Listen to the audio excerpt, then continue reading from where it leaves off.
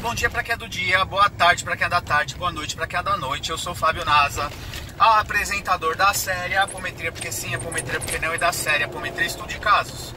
Estamos com mais um case de sucesso ou insucesso, junto à tratativa apométrica, case de hoje intitulado Realidades Paralelas, Personalidades Múltiplas no Fio do Bigode.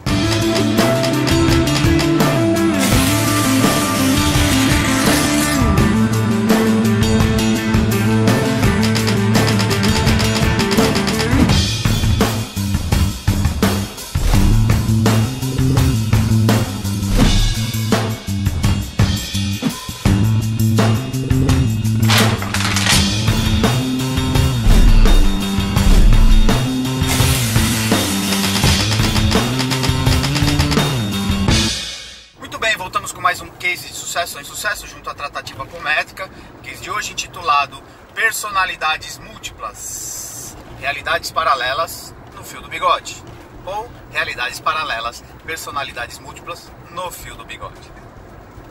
Muito bem, antes de a gente falar sobre a narrativa específica deste case, nós temos aí uma questão bastante interessante a ser pontuada aqui. Estávamos um grupo de pessoas ligadas ao Núcleo Vida Plena, também ao Colegiado de Guardiões da Humanidade, numa tarefa extra, alocados numa casa de uma conhecida fora do estado de São Paulo, e que no passar dos dias tivemos acesso aí a algumas questões em particular da família, e o grupo olha um para a cara do outro. Há uma solicitação de forma indireta aí da possibilidade do atendimento apométrico, e o grupo, em comum acordo, opta em abrir um atendimento fora da nossa egrégora, tá? Na casa do indivíduo. Quais são os fatores que nos levaram a esta decisão? E aí alguns vão perguntar: pode, não pode, deve, não deve? Toda regra tem exceção, toda exceção tem regra. É claro que é muito mais seguro atender na egrégora preparada, no dia de preparo e assim por diante, com uma casa fundamentada, de preferência com os seus assentamentos, trunqueiras, se possível ou não, ou as suas bases energéticas bem fundamentadas. Mas um grupo que já está afinado há muito tempo, um grupo que conhece as suas limitações, as suas capacidades, os seus potenciais, pode ter este bom senso, sem sofrer de síndrome de Harry Potter, de querer ser salvacionista e tudo mais, abrir o atendimento, já visto que você tem capacidade de montar campo de força e outras fundamentações para. Então, com os preparativos para o atendimento, abrimos o chamado do atendimento para consolente do dia. Ao abrirmos a frequência, a montagem de campo de força, começamos por toda a sequência como ocorre no Vida Plena. Fizemos a leitura do Evangelho para nos sintonizarmos e nos harmonizarmos, escolhemos um horário apropriado já ao término do dia, onde cada um maneirou aí um pouco na sua alimentação, sem grandes preceitos e tudo mais. Nos reunimos então com a leitura do Evangelho, fizemos um passo de limpeza. Bastante interessante que antes de abrir a frequência do consolente, nós já estávamos com uma percepção de campo de um possível desencarnado no campo, precisando de atendimento, e que isso haveria de ser feito antes até mesmo de a presença do consolente. Fizemos então a busca deste desencarnado, o encaminhamento desse desencarnado, que estava ligado ao contexto de atendimento da ponta física presente. Bastante interessante que este trazia uma questão culposa com questões materiais, com um apego material, mal sabia que estava desencarnado, que estava presente, ele estava vivendo uma realidade paralela ainda, com uma verbalização de estar ainda em leito de hospital. Engraçado que ao conversar depois com um dos membros da casa, que conhecia o histórico da pessoa que foi acolhida, esta disse: mas ele era espírita, atuante. Não significa que conhecimento vai trazer conscientização espiritual. Nos livros de Vanderlei Oliveira é dito de muitos espíritas chegando do lado de lá com 20, 30 anos de carteira aí, de trabalho efetivo junto à espiritualidade e chegando em estado bastante deplorável, de sofrimento, de limitação consciencial, do desencarne e tudo mais. Então não é porque você é espírita, espiritualista, umbandista, que você vai chegar do lado de lá totalmente consciente do seu estado, se você também não se conscientizar aqui, não se desapegar dele e tantas outras coisas. Tratado espírito, encaminhado e todo o processo, que foi bastante simples até uma certa etapa, até uma certa página, ok?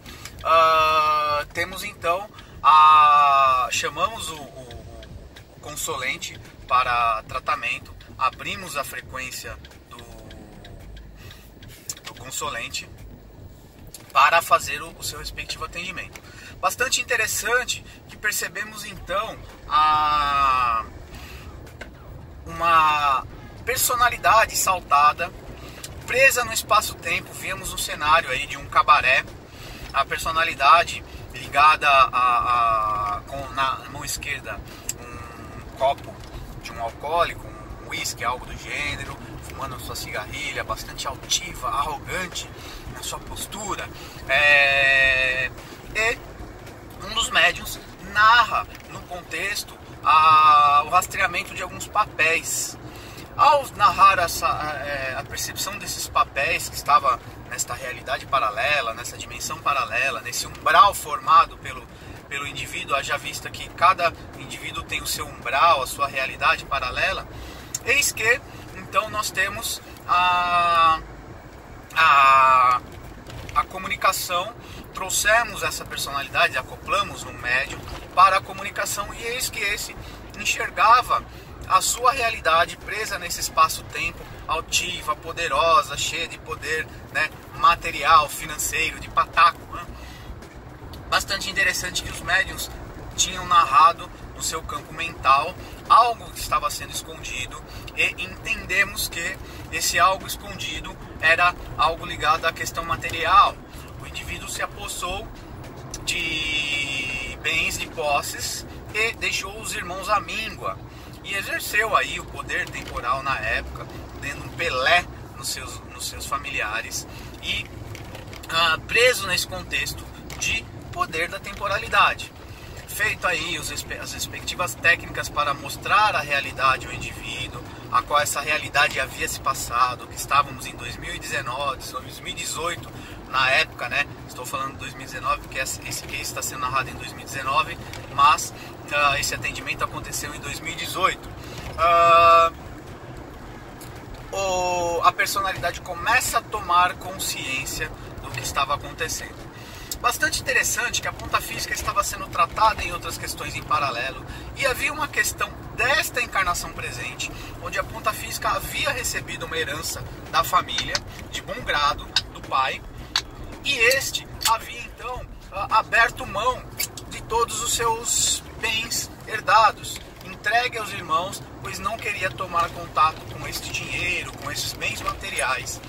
Talvez de forma inconsciente, foi um mecanismo de reparação, porque em outra vida, ou seja, em outro momento, essa personalidade manifestante foi uma personalidade que fica com o conteúdo para si, de herança, deixando os irmãos à míngua. E nesta encarnação, este, de forma espontânea e natural, abre mão dos contextos de herança, entregando aos irmãos e seguindo a vida adiante com suas conquistas materiais. A leitura que nós temos, que no inconsciente talvez houve um movimento de reparação aí. Normalmente o indivíduo, se ele está em culpa, ele vai percorrer um caminho emocional. Recomendo que vocês pesquisem a sequência emocional de Freud. O indivíduo em culpa, ele tende a buscar um movimento de reparação futura, ainda que inconsciente. E aí a explicação lógica que nós tivemos com esse contexto, e inclusive a dificuldade da relação paterna nesta encarnação. Lembrem da personalidade, da persona, não personalidade, mas lembrem-se do narrado do espírito recolhido no começo da narrativa, eis que era o pai desencarnado, que também trazia um contexto culposo ligado às questões materiais e um apego muito grande às questões materiais. E aí a gente começa a entender as pecinhas do quebra-cabeça dos movimentos, ainda que inconscientes, da ponta física. Encaminhada a personalidade tinha como gatilho aí o cigarro, já vista que a ponta física era um fumante atual. Os ursítios lá atrás caíram. E trazia então no seu como mecanismo de gatilho para essa personalidade saltar o cigarro. Neste case, então, a gente tem a narrativa aí das realidades paralelas que se formam, de personas nossas que vivem realidades paralelas, muitas vezes interferindo de forma direta na vida da ponta física. Nem sempre, mas às vezes sim.